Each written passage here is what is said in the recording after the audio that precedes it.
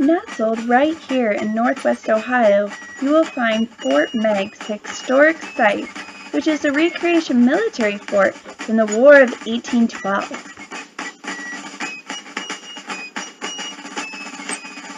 Fort Meigs was named after the current Ohio governor at the time, Jonathan Meigs. This is the largest recreation fort in North America. The interior spans 10 acres, which is equivalent to 3 to 4 football fields. The perimeter is also around 1 mile. Surprisingly, it only took the soldiers 3 months to build the entire fort, even though it was the end of winter and they had an extremely wet spring season. The soldiers started in February and ended in April of 1813, right before their first battle.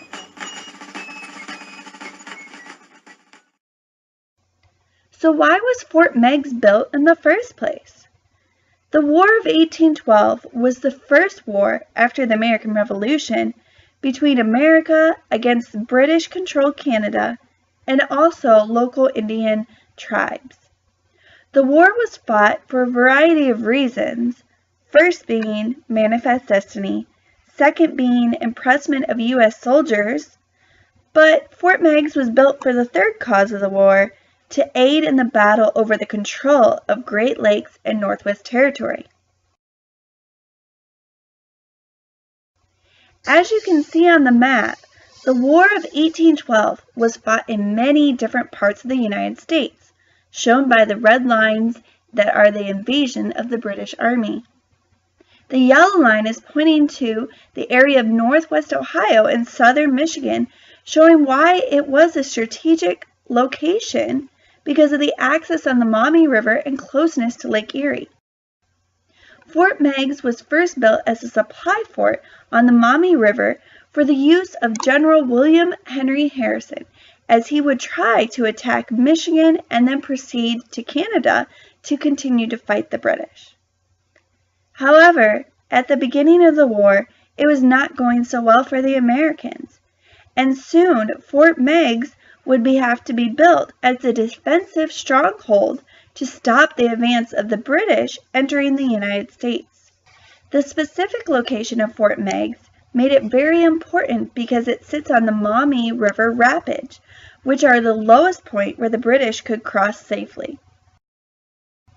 This is why this section of the Maumee looks a little muddy, because the water is so low. It was easy for military crews to cross here than other sections of the river.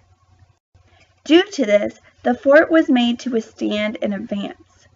You can see this advance in the map from the first battle in 1813. Fort Meigs was almost surrounded.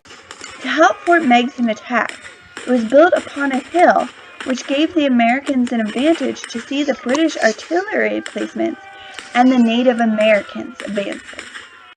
The Americans held strong within the fort and were able to stop the British and Native American advances using musket fire and cannons. Much of their artillery were fired from these bunkers. Notice the musket holes at the top and the cannon holes at the bottom of the bunker. These bunker houses protected the soldiers from incoming fire, as well as gave them an advantage over the enemy. Throughout the summer of 1813, Fort Meigs only saw 2 battles.